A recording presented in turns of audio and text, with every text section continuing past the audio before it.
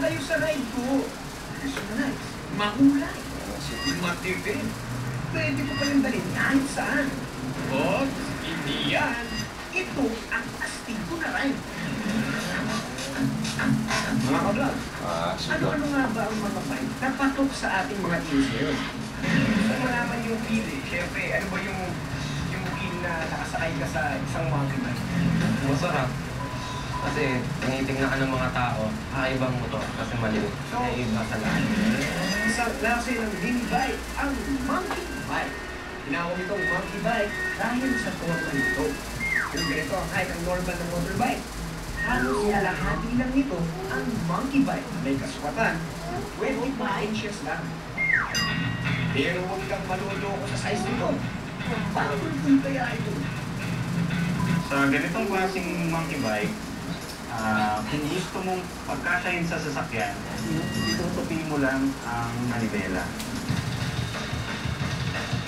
Height niya, lumiit na, so naging compact na siya.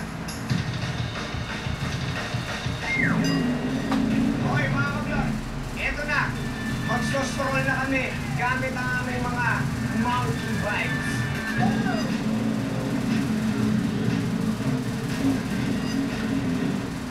Yeah! Nakaibang feeling mga ka-vlog pag nakasakay ka sa isang monkey bike. Ang pulpit yan!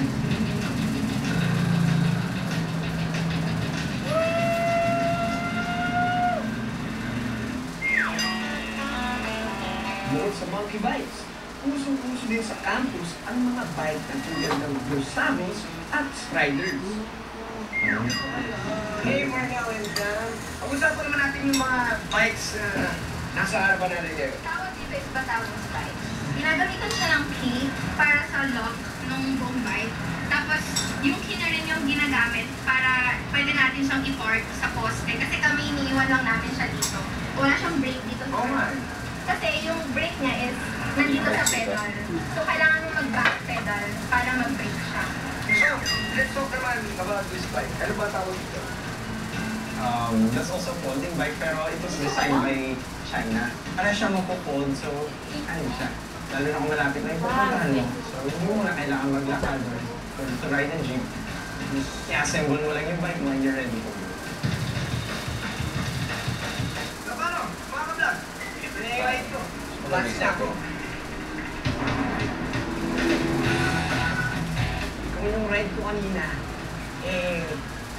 parang paduhan. Kasi parang relax na. Nakakatulong ka pa sa na hindi mo napapagit yung hangin. Pwede isakay ng mga computers ang foldable bikes nito kahit saan. Sakto ito sa mga estudyante na gusto magtipid at mag-exercise na rin. Mga ka-vlog, nandito tayo sa LRT Katipunan Station at nakikita niyo naman, itong ride namin, walang parking na kailangan. Kahit saan, pwede mo dalhin. Pwede mo kasama lagi. Diba? Siyempre.